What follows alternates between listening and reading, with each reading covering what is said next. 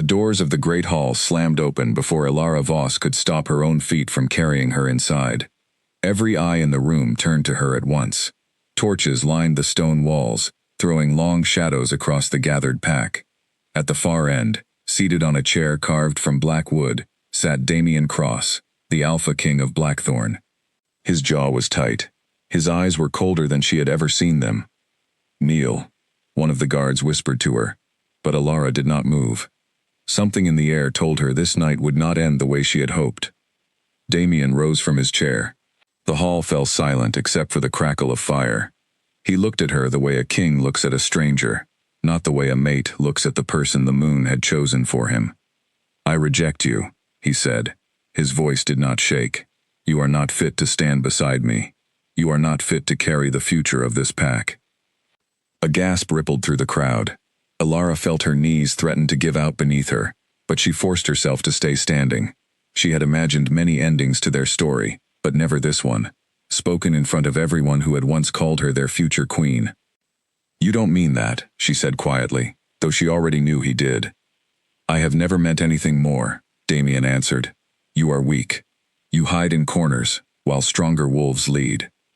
A king needs a queen who can stand in fire, not one who flinches at the first spark." The words cut deeper than any blade could. Ilara's hands trembled at her sides, but she refused to let a single tear fall in front of the pack that had once celebrated the bond between them. She thought of the nights he had held her hand under the stars, the promises whispered when no one else could hear. None of that seemed to exist in the man standing before her now. An older woman near the front, one of the pack elders named Grace Whitfield, stepped forward, with worry etched into her face. "Alpha, think carefully," she said. "A broken bond carries a heavy price." "The old stories warn." "The old stories are just that," Damian snapped. "Stories. I will not let fear of legend guide the future of this pack." Grace lowered her eyes and stepped back, but the look she gave Ilara held something close to pity, and something close to fear. Ilara straightened her spine. If he wanted her to break in front of everyone, she would not give him that. "Then it is done," she said, her voice steady despite the storm inside her chest. "You have made your choice, Alpha Cross.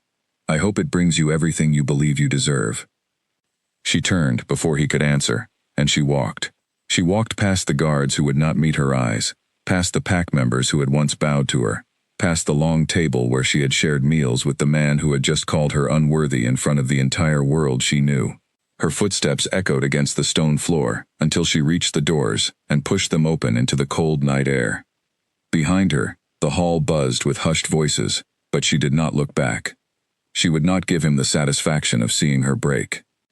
Outside, the moon hung heavy and full above the trees, the same moon that had marked her as his fated mate months ago. She almost laughed at the cruelty of it. The moon that had promised her a future now watched her walk away from everything she had believed in. She made her way through the pack grounds, past the training yards where young wolves practiced their forms, past the gardens she had once tended with quiet pride. Everything here had felt like home once. Now it felt like a place she no longer belonged. A young guard named Owen Blake caught up to her near the edge of the courtyard. He had always been kind to her, one of the few who treated her like a person rather than a title. "Ilara," he said gently, "are you all right?" She managed a small, tired smile. "I will be." "He didn't mean it," Owen said, though his voice lacked conviction. "The pressure from the council, the northern threats, it's changed him." "Maybe," Ilara said, "but it doesn't matter what changed him. What matters is what he said, and what he chose to do with it." Owen didn't argue further. He simply walked beside her in silence until they reached the small cottage at the edge of the territory where she had been staying since the bond ceremony. It was modest, nothing like the grand chambers inside the main house, but it had been hers, a space where she could breathe. "Get some rest," Owen said before leaving. "Things might look different in the morning." Ilara nodded, though she already knew that nothing would look different. Some wounds did not heal with sleep, some words could not be unsaid. Once alone, she sat by the small window and looked out at the packlands stretched beneath the moonlight. She thought about the early days, when Damian had looked at her like she was the only person in the world worth seeing. She thought about the way his voice used to soften when he said her name. She thought about how quickly all of that had turned to ash. Her hand drifted to her stomach, resting there for a long moment. A secret lived inside her now, one that Damien did not know, one that changed everything about what she had to do next. She had planned to tell him that very night, before the council meeting, before his cruel words had filled the hall. She had wanted to see his face soften with joy, the way she had imagined 100 times in her mind. Instead, she had heard him call her weak, unworthy, unfit to lead beside him. She closed her eyes and let herself feel the ache in her chest, just for a moment, before she straightened her shoulders and reached for a piece of parchment on the small desk near the window. If he would not hear her voice, then perhaps he would read her words, even if it took him years to open them. She dipped the pen in ink and began to write, slowly at first, then faster as the words poured out of her like a flood held back too long. She wrote about the love she had carried for him, since the night the moon had bound them together. She wrote about the ache of standing in that hall and hearing him tear her apart in front of everyone who mattered. She wrote about the truth she had planned to share with joy, now written instead with trembling hands and a heavy heart. She wrote about the child growing inside her, his child, a secret that would either heal what he had broken or be lost forever to his pride. By the time she finished, the candle beside her had burned low, and the first light of dawn was creeping over the horizon. She folded the letter carefully and sealed it with wax, pressing her thumb into the softened seal one last time before setting it down on the desk. She did not know, in that quiet moment, that this single letter would decide everything that came after. She only knew that she could not stay in a place where she was told, in front of everyone, that she did not belong.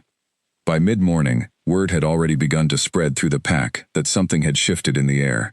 Some blamed the tension from the northern borders.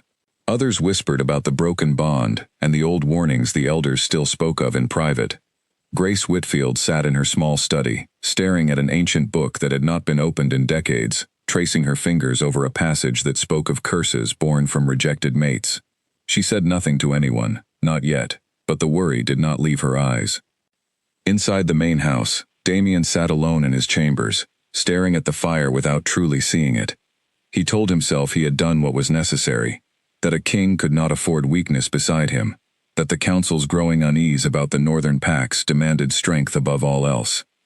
He told himself the words again and again, but none of them settled the strange unease building in his chest, a feeling he could not quite name. He thought of Alara's face in the hall, the way she had refused to break even as his words tore into her. He remembered the flicker of something in her eyes, just before she turned to leave, something that looked almost like she was trying to tell him one final thing, before the doors closed between them. He shook the thought away. He had made his decision. A king did not have room for regret. But as the sun rose higher over Blackthorn territory, and as Alara packed the last of her belongings into a single worn bag, the truth remained unspoken between them. Folded neatly inside a sealed letter, resting on a desk in a cottage, she was about to leave behind forever. Neither of them yet understood how much that single piece of parchment would come to matter, or how long it would take for the truth inside it to finally be heard.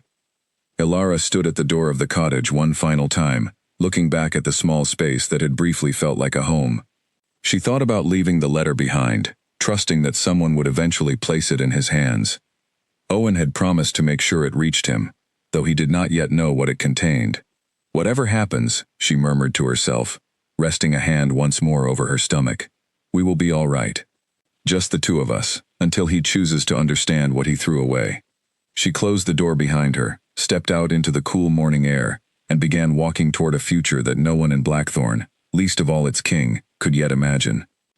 Behind her, the pack she had once called family carried on with its daily routines, unaware that the woman they had dismissed as weak had just walked away, carrying the one thing that could either save them or destroy everything they thought they understood about strength, pride, and the price of rejection. The road ahead was long, and Alara did not look back even once. She had given Blackthorn everything she had. Now, it was time to build something new, something entirely her own, even if it meant walking into the unknown completely alone. As she reached the edge of the territory, a soft wind moved through the trees, carrying with it the faint scent of pine and distant rain. She paused for just a moment, closing her eyes and allowing herself one last breath of the only home she had known since becoming part of Blackthorn. Then she opened her eyes, lifted her chin, and continued forward, Whatever waited beyond these borders, she would face it with the same quiet strength that had carried her through every trial before this one. She was not the weak Omega Damien had described in front of his council. She was a mother now, and she would prove, in time, exactly how wrong he had been. Far behind her, inside the quiet cottage she had left untouched, the sealed letter sat waiting on the desk, holding within it a truth that would one day shake the foundations of everything Damien Cross believed about power, pride, and the family he did not yet know he had lost. 3 weeks passed before anyone in the main house noticed that Ilara had not simply gone quiet. She was gone entirely. It was Owen Blake who first raised the alarm, though he did it carefully, choosing his words with the kind of caution a man uses when he fears the reaction more than the news itself. He found Damien in the training yard, sparring with one of his commanders, his movements sharp and controlled in a way that suggested he had not slept properly in days. "Alpha," Owen said, waiting until the match ended before stepping closer. "I need to speak with you about Ilara." Damien wiped sweat from his brow and did not look up right away. "What about her?" "She's gone," Owen said. "Not just from the main house, from the territory. No one has seen her in almost 3 weeks. Her cottage is empty." For a moment, Damien said nothing at all. Something flickered behind his eyes, gone as quickly as it appeared. "She left on her own," he said finally. "That was her choice to make." "With respect, Alpha, I don't think you understand," Owen pressed. "She left nothing behind except this." He held out a folded piece of parchment, its wax seal still unbroken. Damien stared at it for a long moment before taking it from Owen's hand. The paper felt heavier than it should have, as though it carried more than ink and words. "She asked me to make sure you received it," Owen said quietly. "I should have brought it to you sooner. I apologize for the delay." Damien turned the letter over in his hands, studying the seal, the careful fold of the parchment, the faint scent of dried lavender that still clung to it from her desk. Something about holding it made his chest tighten in a way he did not want to examine too closely. "Leave me," he said. Owen hesitated, clearly wanting to say more, but he nodded and withdrew, leaving Damien alone in the training yard with the letter in his hand. Damien walked back to his chambers slowly, the letter weighing on him with every step. He told himself it was nothing, a final complaint, perhaps, an accusation, words meant to make him feel guilty for a decision he had made for the good of the pack. He told himself he did not need to read it to know what it contained. Inside his chambers, he sat by the fire and stared at the sealed parchment for a long time. The flames crackled and danced, throwing shifting light across the room. He thought about breaking the seal, about finally reading whatever final words she had left for him. Then he thought about the look on her face in the great hall, the calm and steady way she had accepted his rejection, without so much as a single tear, and something in him hardened all over again. "She made her choice," he muttered to himself, though the words felt hollow, even as he said them. "This changes nothing." Without allowing himself another moment to reconsider, he leaned forward and dropped the letter into the fire. The parchment caught quickly, the edges curling black before the flames consumed the wax seal entirely.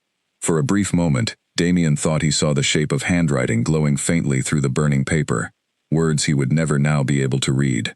Then the letter crumbled into ash, and whatever truth it had carried disappeared into the fire along with it. He told himself he felt nothing. He told himself it was simply paper, simply words, nothing that could have changed anything between them. He did not yet understand how wrong he was. That night, for the first time since Ilara had left, Damien dreamed of a child's laughter, echoing through empty halls, though he could not see a face, only hear the sound drifting further and further away, each time he tried to follow it. He woke before dawn with his heart pounding, and a strange, hollow ache in his chest that no amount of reasoning could explain. He told no one about the dream. He simply rose, dressed, and returned to the business of running a kingdom that suddenly felt colder and quieter than it had before, though he could not say exactly why. Grace Whitfield noticed the change in him almost immediately, though she said nothing at first. She had seen kings unravel before, slowly and quietly, long before anyone else noticed the cracks beginning to form. She kept her old books close and her worries closer, watching the days pass and waiting for the moment when the pack would finally understand what she had tried to warn them about in the Great Hall weeks earlier. For now, she said nothing. She only watched, and waited, and hoped that whatever storm was coming would not arrive before Damien found a way to fix what he had broken. 2 months after the letter turned to ash in the fireplace, strange things began happening across Blackthorn territory that no one could explain. The first sign came from the eastern fields, where the crops that had always grown strong and tall under the pack's careful watch began to wither without warning. Farmers reported soil that felt cold to the touch even under the midday sun, and wells that had never run dry suddenly produced water with a bitter, metallic taste. Then came the sickness. It started small, a few wolves complaining of exhaustion that would not lift no matter how much they rested. Within days, the numbers grew. Pack members, who had never known a moment of weakness in their lives, found themselves unable to shift, their connection to their wolf half fading like a candle flickering toward its end. The healers worked around the clock, but nothing they tried seemed to slow the strange illness spreading through the territory. Damien visited the healing house every day, watching helplessly as more of his people fell ill. He questioned every healer, every elder, every scout who returned from the borders, searching for answers that no one could give him. It began around the same time she left, Grace Whitfield finally said one evening, when Damien cornered her in the archive room where she kept her oldest texts. She had avoided the conversation for weeks, but she could no longer stay silent while her pack suffered. "I warned you in the hall, Alpha. A rejected bond is not a simple matter. The old texts speak of consequences far beyond hurt feelings." Damien's jaw tightened. "You're telling me superstition is responsible for crops dying and wolves losing their shift?" "I am telling you," Grace said carefully, "that I do not know exactly what is responsible, but the timing is impossible to ignore. The bond between an alpha and his fated mate is not simply romantic tradition. It is woven into the strength of this land and this pack. Breaking it carelessly carries a price, and I fear we are only beginning to see the cost." Damien wanted to dismiss her words, as he had dismissed them weeks earlier, but the ache in his own chest, the one that had never fully faded since the night he burned Ilara's letter, made it harder to ignore what Grace was suggesting. He had felt strange since that night, a hollow, gnawing sensation that no amount of training or work could shake loose. "What do you suggest I do?" he asked finally, his voice quieter than before. "She is gone. I do not even know where to begin searching for her." Grace studied him for a long moment before answering. "You could start," she said, "by asking yourself why you burned that letter without reading a single word of it." Damien had no answer for that. He left the archive room without another word, walking through the quiet halls of the main house until he reached the balcony overlooking the territory below. From here he could see the fields that had once been lush and green, now dulled and struggling beneath a sickness no healer could name. He thought about Ilara's face the night he rejected her, the calm strength in her eyes even as his words cut deeper than any blade. He thought about the letter, about the way it had felt heavier than paper should ever feel, about the faint scent of lavender that still lingered in his memory even weeks later. For the first time since that night, doubt crept in where pride had always stood firm. Word soon reached him that neighboring packs had begun to notice Blackthorn's weakening state. Scouts reported increased activity near the northern border, wolves from rival territories testing the edges of Blackthorn land in ways they never would have dared while the pack stood strong. Among them, whispers named a particularly ambitious alpha from the Ashgrove pack, a wolf named Victor Kane, known for seizing opportunity wherever weakness appeared. The council grew restless. Voices that had once supported Damien's decision to reject Ilara now quietly questioned whether pride had cost them more than anyone anticipated. No one dared say it directly to his face, but the tension in every meeting grew thicker with each passing week. Damien spent his nights pacing his chambers, sleep offering little relief from the guilt that had begun to settle into his bones. The dream of the child's laughter returned again and again, always distant, always just out of reach, until he began to wonder if his mind was trying to tell him something he had refused to hear while it still mattered. One night, unable to bear the silence any longer, he summoned Owen Blake to his chambers. "Tell me everything you know," Damien said, his voice stripped of the pride that had guided every decision since the night in the Great Hall. "About Ilara, about where she might have gone, about anything you might have overheard before she left." Owen hesitated only briefly before answering. "She never told me exactly where she planned to go, Alpha, but she mentioned once, before everything happened, that she had distant family near the southern border, a small town called Millbrook, I believe. She spoke of it fondly, like a place she might return to if she ever needed somewhere quiet to think. It was not much, but it was more than Damien had before. For the first time in weeks, something other than guilt stirred in his chest, something that felt dangerously close to hope. "Prepare a small group of trackers," Damien said. "We leave within the week." Owen nodded, though he could not hide the surprise on his face. "May I ask what changed your mind, Alpha?" Damien looked out at the dying fields stretched beneath the moonlight, thinking of a letter he could never take back, and a truth he had chosen not to hear while there was still time. "I burned something I should have read," he said quietly. "I intend to find out exactly what I lost, before it is too late to matter." The journey to Millbrook took 4 days on horseback, longer than Damien would have liked, but the sickness spreading through Blackthorn had weakened even the strongest riders, forcing the group to move with more caution than speed. Damien rode at the front, alongside Owen and 2 trackers, skilled in following scent trails that had long gone cold. The farther they traveled from Blackthorn territory, the more the strange heaviness in his chest seemed to ease, as though something in the land itself recognized they were finally moving in the right direction. They reached the outskirts of Millbrook on the evening of the 4th day, a quiet town nestled between rolling hills and a wide, slow-moving river. Unlike Blackthorn, there was no sign of sickness here, no wilted crops or exhausted wolves struggling to hold their shift. The town simply carried on with its quiet, unremarkable rhythm, entirely unaware of the storm that had followed the Alpha King to its doorstep. "We should be careful how we ask around," Owen suggested as they dismounted near a small inn at the edge of town. "If she came here to disappear, she likely did not want to be found easily." Damien agreed, though patience had never come naturally to him, and every day that passed felt like another piece of the truth slipping further out of reach.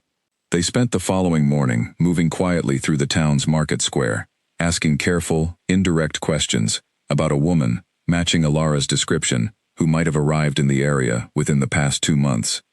Most people shook their heads, offering nothing useful. It was not until mid-afternoon, when Owen struck up a conversation with an elderly shopkeeper selling herbs and remedies, that they finally found a thread worth following. "A woman with silver eyes, you say?" the shopkeeper asked, studying Owen carefully, before glancing toward Damien standing a short distance away. "I might know someone like that. Keeps to herself mostly. Lives on the edge of town near the old mill house. Comes in every few weeks for supplies." Damien's pulse quickened. "Does she go by the name Alara?" The shopkeeper hesitated, clearly sensing the tension radiating from the stranger asking so many careful questions. "Can't say for certain. She introduced herself as Nora when she first came around. Kept mostly to herself since then." It was not the name Damien expected, but something about the description made his instincts sharpen all the same. A new name would make sense for someone trying to start over, trying to disappear from a life that had rejected her in front of an entire pack.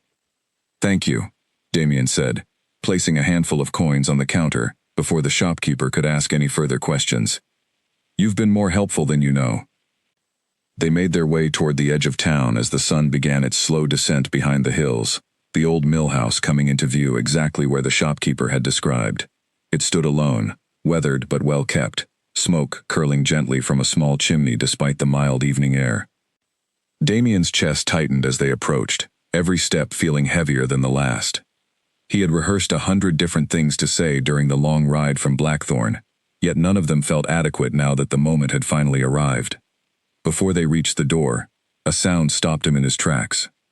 A child's laughter, bright and clear, drifted from somewhere behind the mill house, followed by a woman's voice, warm and familiar in a way that made Damien's breath catch entirely. He had heard that laughter before, in dreams he could not explain, echoing through empty halls he had wandered alone for weeks. Standing here now, hearing it, carried on the evening breeze for real, he understood with sudden, overwhelming clarity that whatever truth Alara had tried to tell him weeks ago was about to change everything he thought he knew about the life he had thrown away. He motioned for the others to stay back, needing this first moment to belong to him alone. He walked slowly around the side of the mill house, his heart pounding louder with every step, until the small garden behind the building came into view. There, kneeling in the soft evening light, was Alara, her hair loose around her shoulders, laughing softly at something a small child had just said. The boy could not have been more than a few months old, too young to be laughing quite like that, and yet something about the sound, about the easy warmth between them, told Damien this was no stranger's child. Alara looked up at that exact moment, and the laughter faded instantly from her face. For a long, silent moment, neither of them moved. The last time they had stood this close, he had called her weak in front of his entire pack. Now, standing in a garden hundreds of miles from Blackthorn, he found himself utterly speechless, staring at a scene he did not yet fully understand, but somehow already knew would change the course of everything that came after. "Damien," Alara said finally, her voice steady, despite the shock clearly written across her face. She rose slowly, instinctively shifting, to stand slightly between him and the child behind her. "What are you doing here?" He opened his mouth to answer, but no words came. His eyes drifted past her, to the small boy watching him with wide, curious eyes, and something about the child's features, the shape of his jaw, the particular shade of his eyes, struck Damien with a force he had not prepared himself for. "Ilara," he said slowly, forcing the words out, despite the tightness in his throat. "Who is this?" Ilara's hand instinctively rested on the boy's shoulder, protective and steady. She studied Damien for a long moment, weighing exactly how much truth he had earned the right to hear after everything that had happened between them. "His name," she said finally, her voice quiet but unshaken, "is Alistair." The name meant nothing to Damien at first, not until Grace's warnings echoed suddenly in his memory. Old stories of a bloodline name that had not been spoken aloud in Blackthorn for over 200 years, a name reserved only for a true heir, born of an unbroken bond. Damien felt the ground shift beneath him as the full weight of what he had burned, unread, finally began to settle into place. "Alistair," Damien repeated, the name feeling strange and heavy on his tongue. "That is an old family name, one from the founding bloodline of Blackthorn." "I know exactly what it is," Ilara said, her voice sharpening slightly as she stepped fully in front of the child, shielding him from view. "I did not choose it carelessly." Owen and the trackers had remained a respectful distance away, but Damien could feel their presence at his back, silent witnesses to a moment he was still struggling to fully understand. He took a slow step forward, and Ilara did not retreat, though her posture remained tense and guarded. "How old is he?" Damien asked quietly. "Almost 5 months," Ilara answered. "Born in early spring," quietly, far from anyone who might have recognized what he carried. Damien's mind raced backward, counting months, comparing dates, until the timeline settled into place with undeniable clarity. She had been carrying this child the night he stood in front of the entire pack and called her unworthy. She had known, and she had still walked out of that hall with her head held high, saying nothing, choosing instead to write it all down, in a letter he had thrown carelessly into the fire. "The letter," he said, his voice breaking slightly, despite his effort to remain composed. "That's what it said, wasn't it? You were trying to tell me." Ilara's eyes glistened, though she refused to let the tears fall in front of him, just as she had refused weeks earlier in the Great Hall. "I wanted you to hear it from me, in your own time, in whatever way felt right to you. I did not want to announce it in front of the council, the same night you stood there and called me weak." Her voice trembled slightly, before steadying again. "But you didn't give me the chance to say it out loud, so I wrote it instead. And you burned it without ever knowing what it held." The accusation landed exactly where she intended it to, and Damien had no defense to offer against it.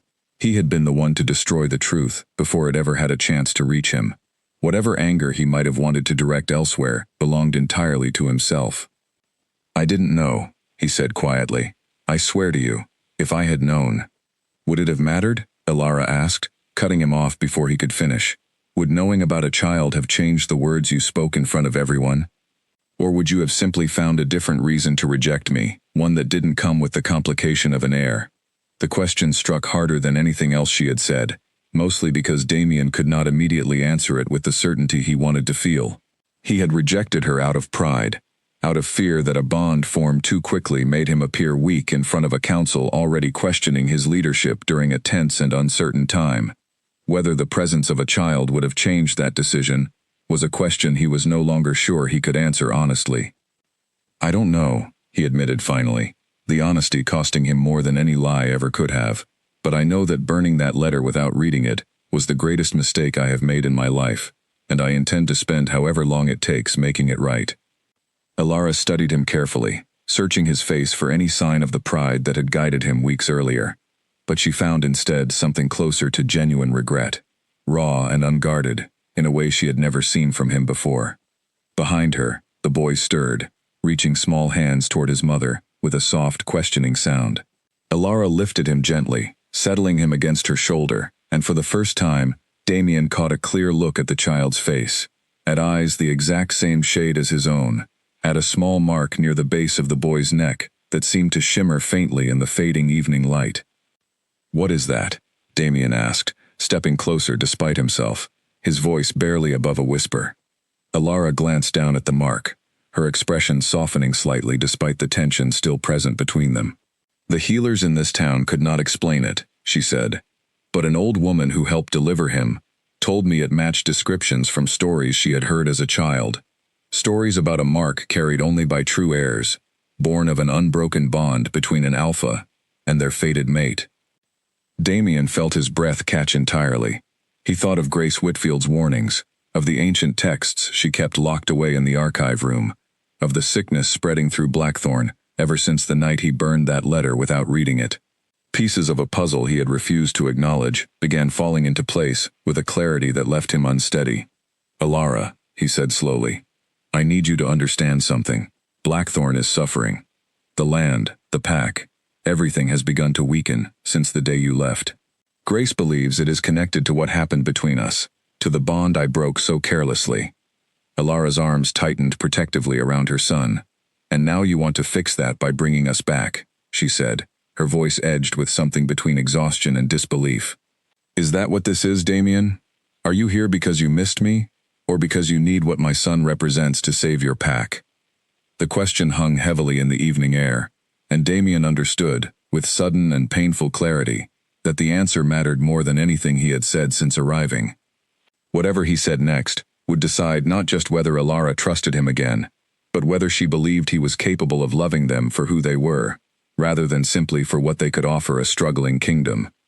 He took a slow breath, choosing his next words with more care than he had used in the Great Hall weeks earlier. "I am here," he said quietly, "because I have not stopped thinking about you since the moment you walked out those doors. Because I dreamed of a child's laughter I could not explain until I heard it today. Because I burned a letter I should have read, and I have spent every day since regretting a decision made out of pride and fear rather than truth."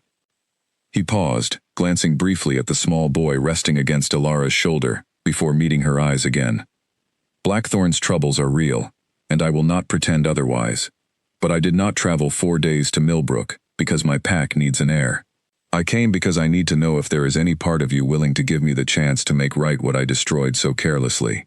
Alara said nothing for a long moment, studying him in the fading light with an expression he could not quite read.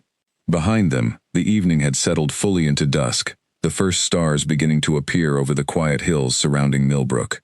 "Words are easy, Damien," she said finally. "You stood in front of your entire pack and spoke words that cut deeper than anything I have ever felt. Words alone will not undo that." "Then tell me what will," Damien said, his voice quiet but steady, "because I am not leaving until I understand exactly what I need to do to earn back even a fraction of the trust I threw away." Alara looked down at her son, then back at Damien, weighing something heavy behind her steady gaze. "You can start," she said slowly, "by understanding that this is no longer only about the two of us. Whatever happens next affects him too, and I will not risk his safety for promises that might not hold." Damien nodded, the weight of her words settling deeply into his chest. "Then let me prove it," he said. "Let me show you, and him, exactly what those promises are worth." For the first time since he had arrived, Alara's expression softened, just slightly, though the guarded distance between them remained fully intact. Whatever came next, both of them understood that the path forward would not be simple, and that trust, once broken so publicly, could not be rebuilt with words alone. They talked long into the night, seated at a small wooden table inside the mill house, while Alistair slept peacefully in a woven basket nearby. Owen and the trackers had taken rooms at the inn in town, giving Damien and Alara the privacy neither of them had expected to need on this journey. "Tell me what the letter said," Damien asked quietly, once the silence between them had stretched long enough that he could no longer bear not knowing. "Everything. I owe you the effort of finally hearing it, even if it is far too late to matter the way it should have." Alara wrapped her hands around a cup of tea that had long since gone cold, staring into it as though the words she needed were written somewhere in its surface. "I wrote about the night the moon bound us together," she said finally, "about how certain I felt that we were meant for something real, not simply a political arrangement the council could approve of. I wrote about every quiet moment I treasured, before everything became about strength and weakness and pride." She paused, her fingers tightening slightly around the cup. "And I wrote about him, about finding out I was carrying your child only days before the council meeting, about how frightened and hopeful I felt, imagining your reaction. I had planned to tell you before the meeting even started, but you called for me to appear in front of everyone before I found the right moment." Damien closed his eyes briefly, absorbing the weight of what she was describing. "And instead of hearing that from you privately, I stood in front of the entire council and rejected you before you ever had the chance to speak."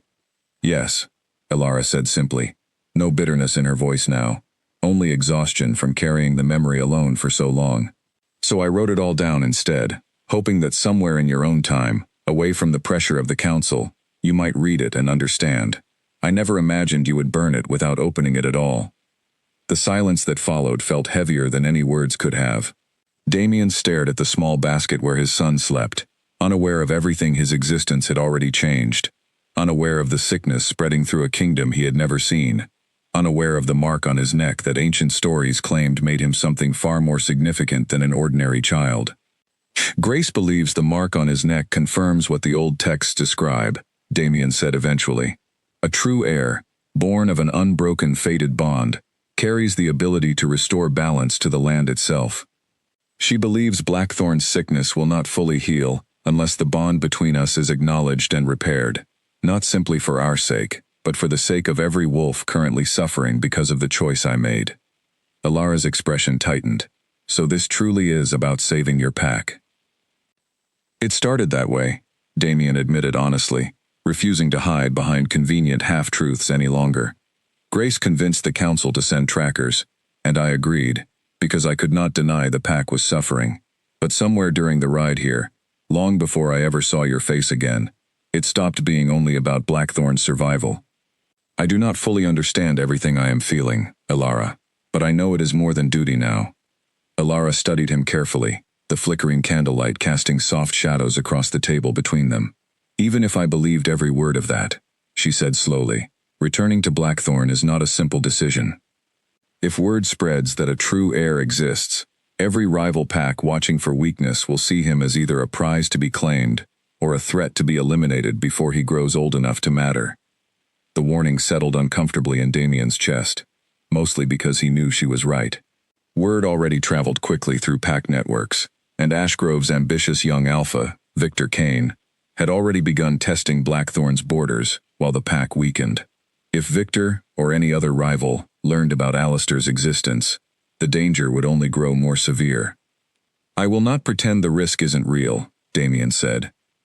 "But I can protect you both far better inside Blackthorn's borders, surrounded by trained warriors and healers who can care for him properly, than I can leave you exposed out here, with nothing but a handful of trackers standing between you and whatever threat eventually finds you." Alara considered this for a long moment, glancing toward the basket where her son slept peacefully, unaware of the storm building steadily around the truth of who he was. "And if I agree to return," she said finally, "what happens then? Do you expect me to simply resume my place as if nothing happened, as if you never stood in front of your entire pack and called me unworthy?" "No," Damien said firmly, "I do not expect anything from you, except the chance to prove, through actions rather than words, that I understand exactly how badly I failed you. Whatever place you choose to hold within Blackthorn, whether as my mate or simply as the mother of my son under my protection, will be your choice entirely. I will not force anything onto you again." Alara studied him for a long, quiet moment, searching his face for any trace of the pride that had once guided every decision he made.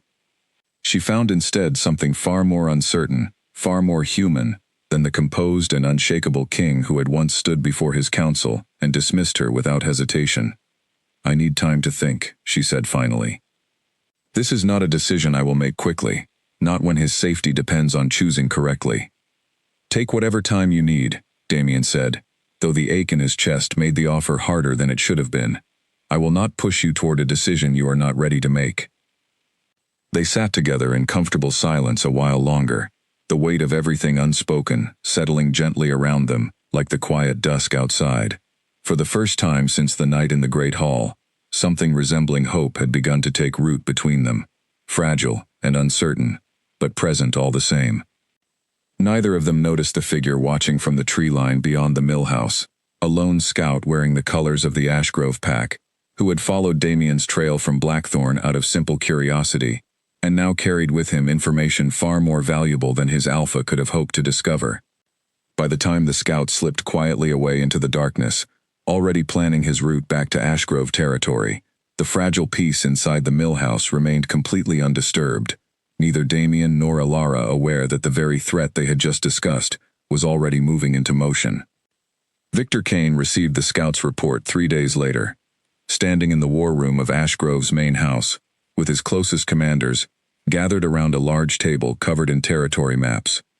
"A true heir," Victor repeated slowly, turning the words over, as though tasting something rare and valuable.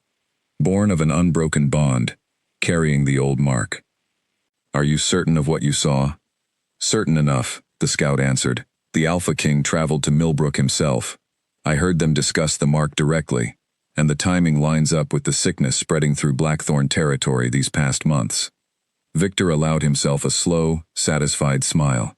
He had watched Blackthorn's strength waver for weeks now, testing the borders cautiously, waiting for the right opportunity to press further. This news changed everything. A weakened rival kingdom was valuable enough on its own, but a weakened kingdom guarding a child capable of restoring their strength represented something far more significant. "If the old stories are true," Victor said, addressing his commanders directly, "then that child represents the difference between Blackthorn recovering fully or continuing to weaken until they can no longer hold their borders at all. We cannot allow Damien Cross the luxury of that recovery." One of his commanders, a broad-shouldered wolf named Simon Ashby, leaned forward with interest. "You intend to move against the child directly?" "Not yet," Victor said carefully. "First, we watch. We learn their patterns, their defenses, the path they intend to take bringing the mother and child back to Blackthorn territory, if that is indeed their plan. When the moment is right, we act, and Blackthorn will learn exactly what it costs to grow weak in front of ambitious neighbors." The commanders exchanged glances, understanding fully the weight of what their alpha was proposing. War between neighboring packs was never a decision made lightly, but the opportunity Victor described was rare enough that none of them argued against pursuing it further. Meanwhile, in Millbrook, Alara had spent 3 restless days weighing her decision carefully, watching Alistair grow more curious about the world around him with each passing day, and wondering what kind of future she truly wanted to build for him. She found Damien on the 4th morning, sitting quietly near the river that ran along the edge of town, watching the water move steadily past without any apparent urgency, as though he had learned patience somewhere along this journey that had eluded him his entire life before. "I've made my decision," she said, settling onto the grass beside him, Alistair resting comfortably against her hip. Damien turned to face her fully, bracing himself for whatever answer she had reached. "And? We will return to Blackthorn," Alara said, watching his shoulders ease slightly with relief before she continued. "But on my terms."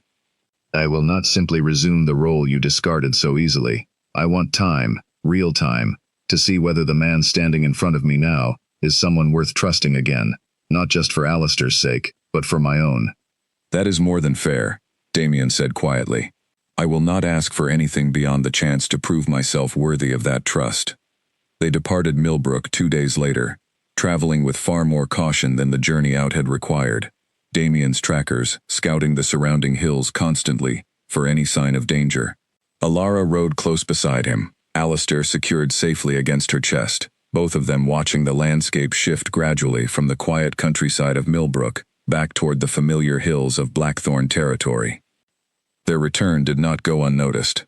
Word spread quickly through the pack the moment their group crossed the border. Curious and hopeful whispers following them through the training yards and gathered crowds as they made their way toward the main house. Grace Whitfield met them at the entrance, her weathered face breaking into an expression of profound relief the moment she caught sight of the small boy resting against Alara's shoulder.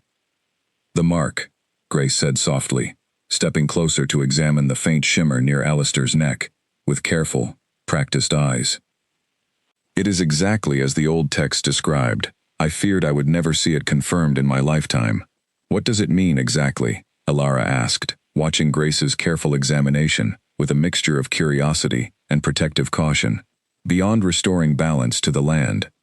Grace straightened slowly, choosing her words with the same careful precision she always used when discussing matters this significant. "The prophecy speaks of a child born from a bond, nearly broken, but ultimately honored, one capable of either healing a fractured pack, or, if the bond remains unresolved, hastening its complete collapse. His existence alone has already begun stabilizing certain aspects of the sickness, but the texts are clear that full healing requires the bond between his parents to be genuinely restored, not simply for appearances but in truth." Damien and Alara exchanged a brief glance, both absorbing the weight of what Grace had just described. The path forward suddenly felt far more complicated than either of them had anticipated, carrying consequences that extended well beyond their own personal reconciliation. "There is something else," Grace added carefully, her expression growing more serious. "Our scouts intercepted troubling movement near the northern border overnight. Ashgrove patrols have grown significantly bolder these past 2 days, moving with a confidence they have not shown in months." A cold unease settled over the small group standing in the entrance hall. Damien's mind immediately returned to the quiet evenings in Millbrook, wondering now whether their privacy had truly been as complete as they believed at the time. "Increase patrols along every border immediately," Damien said, his voice sharpening into the commanding tone Alara remembered from before everything had changed between them, though this time it carried none of the coldness that had once accompanied it. "And ensure the main house is secured beyond anything we have implemented before. If Ashgrove has learned about Alistair, we cannot afford to underestimate how far Victor Kane is willing to go." Grace nodded and moved quickly to relay the orders, leaving Damien and Alara standing together in the quiet entrance hall, the weight of the prophecy and the growing threat from Ashgrove settling heavily around them both. "I brought him back into danger," Alara said quietly, glancing down at her son with a flicker of fear crossing her expression for the first time since Damien had found her in Millbrook. "You brought him back into a place that will fight to protect him with everything it has," Damien said firmly, stepping closer, despite the lingering distance still present between them. "I promise you, Alara, whatever comes next, I will not fail either of you again." Alara studied him carefully, wanting desperately to believe the certainty in his voice, though the memory of standing alone in that great hall weeks earlier remained close enough to the surface that trust still did not come easily. Still, watching the fierce determination in his eyes as he looked at their son, she allowed herself, just slightly, to hope that this time might truly be different. The days that followed passed in a tense blur of preparation. Damien doubled the number of warriors guarding the main house, positioned additional scouts along every border, and ordered the healers to work through the night, developing remedies that might slow the lingering sickness still affecting portions of the pack. Alara settled into a chamber near Damien's own, close enough that he could reach her and Alistair quickly if danger ever arrived, though the arrangement remained purely practical rather than a return to the closeness they had once shared. She spent her days helping the healers where she could, her quiet presence a calming influence on wolves still struggling with exhaustion and uncertainty. Owen Blake took charge of coordinating the border patrols, his sharp instincts proving invaluable as reports continued arriving about increased Ashgrove activity along the northern edges of Blackthorn territory. Each report grew slightly more concerning than the last, describing larger patrol groups, longer patrol hours, and scouts spotted in areas they had never bothered watching before. "They're mapping our defenses," Owen reported one evening, laying out several scouting notes across the table in Damien's war room. "Every patrol route, every gap in coverage, every moment our guard weakens during shift changes. This isn't simple curiosity anymore, Alpha. Victor Kane is planning something specific." Damien studied the notes carefully, his expression grim. Increase the guard around Alara and Alistair specifically. If Victor intends to move against us directly, he will aim for the one advantage that could cripple us completely. That night, as if summoned by the very conversation itself, the first true test arrived. A small group of Ashgrove wolves attempted to slip across the northern border under cover of darkness, moving with careful precision toward the main house itself. Blackthorn's patrols intercepted them nearly a mile from their intended target, a brief and tense confrontation, ending with the intruders retreating back across the border before serious harm could come to either side. Damien arrived at the border himself within minutes of receiving word, finding Owen and several guards standing watch over the disturbed ground where the confrontation had taken place. Scouts, most likely, Owen said, examining the tracks left behind. Testing our response time more than attempting a direct assault tonight, but it confirms exactly what we feared. They know he's here, Damien said quietly, staring out at the dark tree line beyond the border, and they're building a plan to take him. Back at the main house, Alara had been woken by the commotion, standing anxiously near the window of her chamber, with Alistair held protectively against her chest. When Damien finally returned, his expression grim and tired, she did not need to ask what had happened. They tried something tonight, she said quietly, more statement than question. A probe, Damien confirmed, stepping fully into the room. Nothing more, but it confirms Ashgrove knows about him, and they are actively planning how to reach him. Fear flickered across Alara's face before she forced it down, holding her son slightly closer. What happens now? Now, Damien said, his voice steady, despite the exhaustion clearly weighing on him. We prepare for whatever comes next, and we do not give Victor Kane a single opportunity to succeed. Over the following days, Blackthorn's defenses tightened further. Grace worked tirelessly alongside the pack's oldest warriors, drawing on strategies recorded in ancient texts that had not been needed in generations, strategies designed specifically for protecting a true heir during times of vulnerability.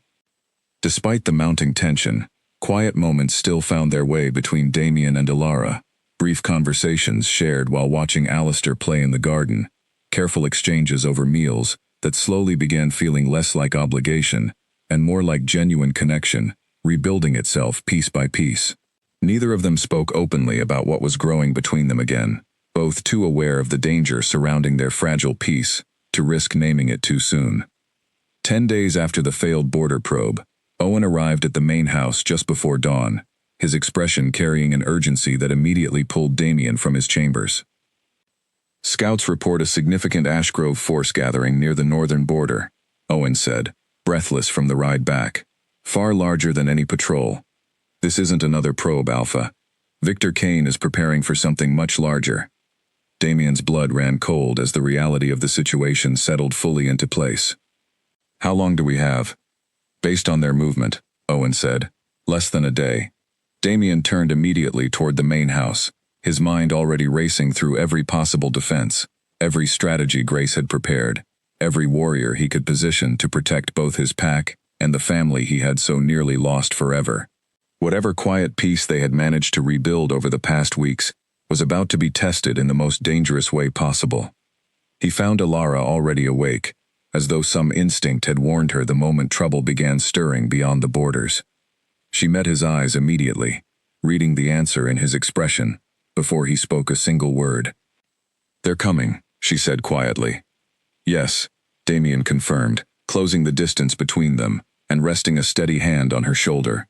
"But I promise you, Alara, whatever happens today, I will not let anything happen to either of you. Not while I still have breath to stand between you and any threat that dares to come near." Alara studied him carefully, searching for any trace of the pride and coldness that had once defined him, finding instead only fierce, unwavering determination. For the first time since the night in the Great Hall, she allowed herself to fully believe that the man standing before her had truly changed. "Then let's make sure Victor Kane understands exactly what mistake he is about to make," she said, steadying herself despite the fear still coiled tightly in her chest. Outside, the sun began rising slowly over Blackthorn territory, casting long shadows across a kingdom, preparing itself for the most significant test it had faced in generations. By midday, Blackthorn's warriors stood positioned along the northern border in tight, disciplined formations. Every gap in their defenses closed as tightly as Grace's strategies allowed.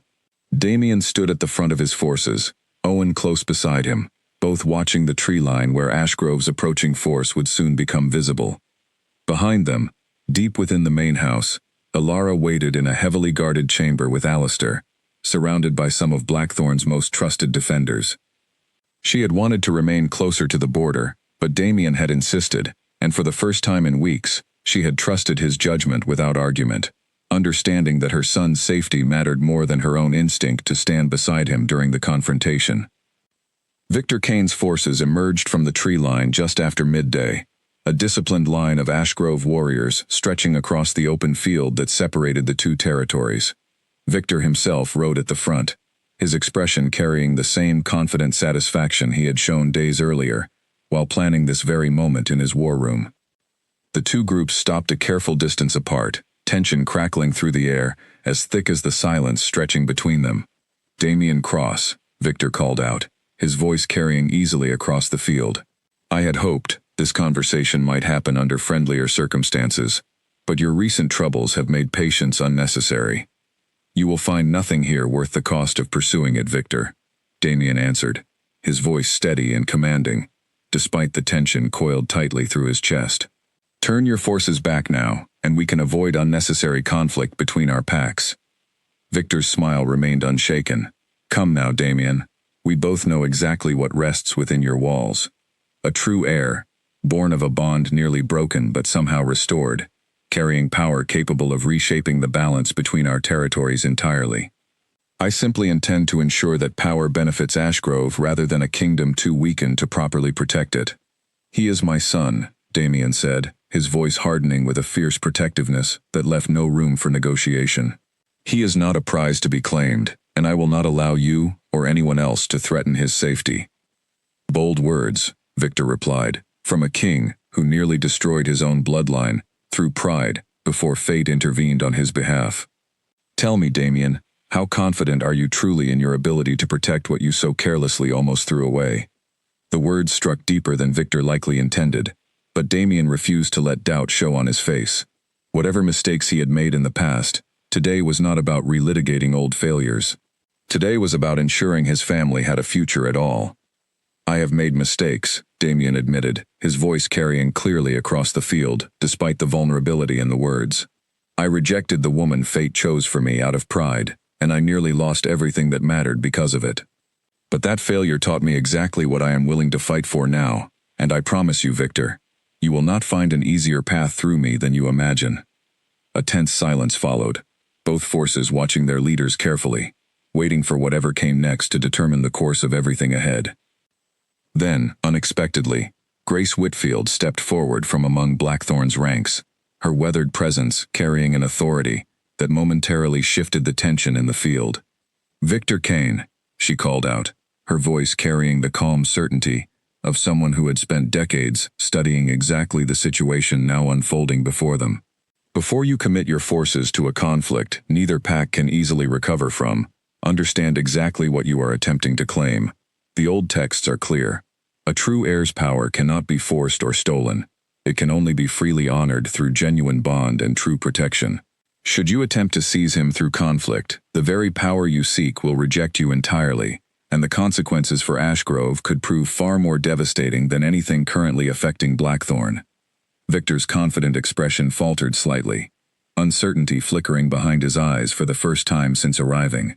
He glanced toward his commanders, weighing Grace's warning against the ambition that had driven him this far.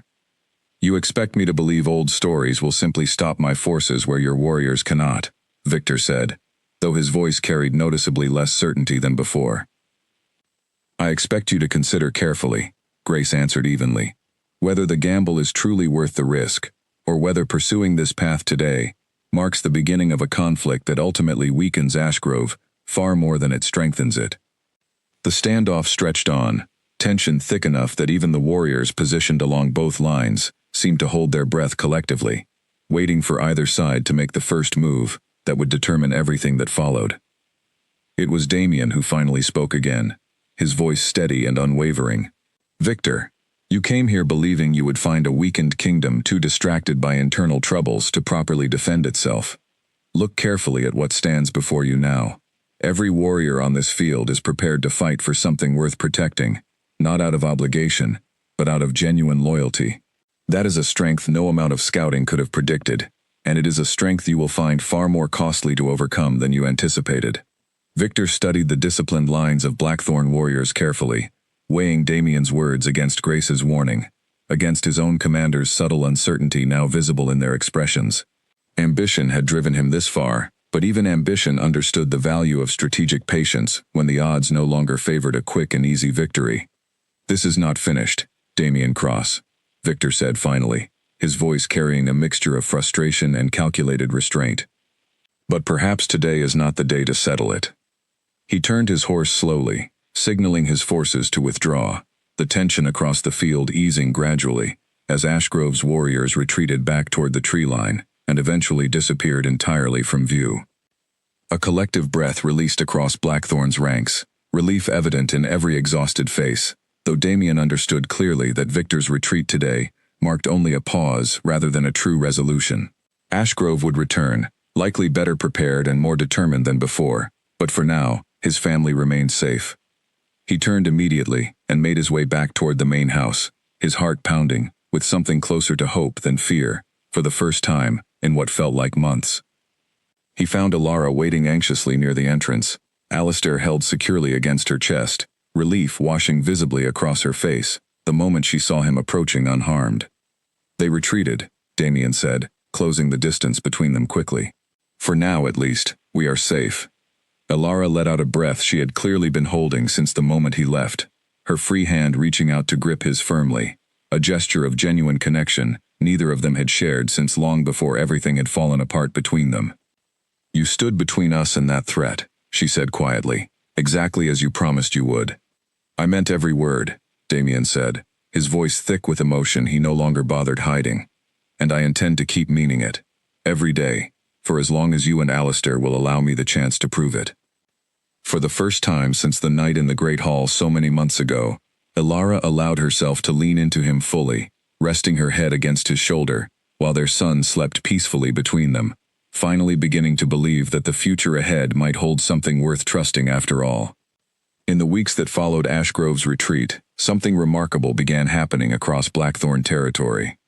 The withered crops in the eastern fields slowly began recovering, green shoots pushing up through soil that had felt cold and lifeless only weeks earlier. Wolves who had struggled to hold their shift found their strength gradually returning, the strange exhaustion that had plagued the pack for months finally beginning to lift. Grace spent hours in the archive room, studying the change carefully, comparing it against the old texts she had guarded so closely. "The bond is healing," she explained to Damien one evening, closing the ancient book in front of her with careful reverence. "Slowly, but unmistakably, the land recognizes what is happening between you and Alara, and Alistair's presence continues stabilizing everything that nearly broke apart." Damien absorbed the news with quiet relief, though his thoughts remained focused less on Blackthorn's recovery and more on the woman who had returned to him, despite every reason she had to walk away for good.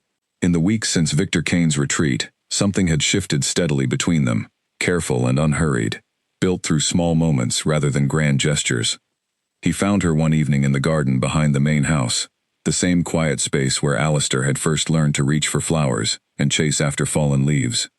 She sat watching their son explore the grass nearby, her expression peaceful in a way Damien had not seen since long before everything between them had fallen apart. "I want to do something," Damien said, settling onto the bench beside her. "Something that cannot be mistaken for anything less than what it truly is." Alara glanced at him curiously. "What did you have in mind?" "I stood in front of the entire pack and rejected you," Damien said carefully. "I owe you the same public acknowledgement in reverse, not because tradition demands it, but because you deserve to hear it spoken, as clearly and publicly, as the words that hurt you so deeply months ago." 3 days later, the Great Hall filled once more, with pack members gathered beneath the same stone walls, where everything had once fallen apart. Alara stood at the entrance, Alistair held gently in her arms, watching as Damien rose from his chair at the front of the room, the same chair he had stood before the night he rejected her so carelessly. The hall fell silent as he began to speak, his voice carrying clearly to every corner of the room. "Months ago, I stood in this exact place and made the greatest mistake of my life," Damien said, his gaze steady on Alara as she made her way slowly toward the front of the hall. "I let pride convince me that strength meant standing alone, that vulnerability made a king unworthy of his throne. I was wrong, and my pride cost this pack more than I can properly measure, nearly costing me the family I did not yet know I had." Alara stopped a short distance from him, holding Alistair close as the entire pack watched the moment unfold with rapt attention. "Alara Voss," Damien continued, his voice softening despite the formal setting surrounding them. "You walked out of this hall carrying a truth I refused to hear, carrying our son with a strength I did not deserve to witness. You returned despite every reason to stay away, and you have shown me exactly what real strength looks like every single day since. I do not simply ask for the bond back that I so carelessly broke. I ask for the chance to earn a life beside you, built on honesty, trust, and everything I failed to offer the first time." The hall remained silent, every eye fixed on the two of them, waiting to see how Alara would respond to words spoken with none of the pride or coldness that had defined their last moment standing in this exact place. Alara studied him for a long moment, memories of everything they had endured passing visibly across her expression, before something in her posture finally softened completely. "You hurt me deeply that night," she said, her voice carrying clearly enough for the entire hall to hear. "And rebuilding trust has not been simple, even after everything you have done these past months to prove your sincerity." She paused, glancing down at their son before meeting Damien's eyes again. "But I have watched you fight for us, not out of obligation, but out of genuine love that finally matches the words you speak. I am ready to build that future with you, Damien, not because tradition demands it, but because I choose it, freely and completely." A quiet, collective breath of relief and joy spread through the gathered pack, murmurs of approval rippling through the hall as Damien closed the remaining distance between them, resting a gentle hand against Alara's cheek before wrapping his arms carefully around both her and their son. Grace watched from near the front of the hall, her weathered face breaking into a rare, genuine smile as she felt the last remnants of tension finally ease from the air around them. The bond, broken so carelessly months earlier, had finally been restored, not through obligation or prophecy alone, but through genuine choice, freely made, by both people involved. Outside, as evening settled gently over Blackthorn territory, the fields continued their slow recovery beneath a sky finally clear of the strange heaviness that had lingered for months.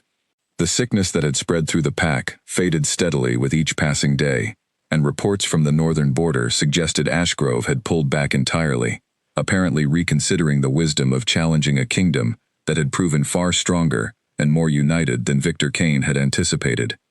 Later that night, standing together on the same balcony where Damien had once stared out at dying fields consumed by guilt and uncertainty, he watched Alara settle Alistair gently into his bed, humming softly until their son drifted into peaceful sleep. "We still have much to rebuild," Alara said quietly, joining Damien at the balcony railing. "But for the first time since that night in the hall, I believe we can actually build it together." Damien wrapped an arm gently around her shoulders, pulling her close as they both looked out over the territory, finally beginning to heal beneath the quiet light of the moon that had bound them together in the first place.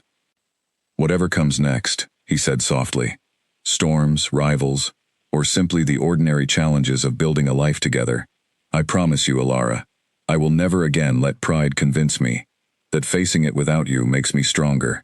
Real strength was always standing beside you, and I intend to spend the rest of my life proving I finally understand that." Alara smiled softly, resting her head against his shoulder as the moonlight settled peacefully over Blackthorn territory. A kingdom slowly healing, a family finally reunited, and a future ahead, built not on pride or fear, but on the honest trust that had taken nearly losing everything for both of them to fully understand.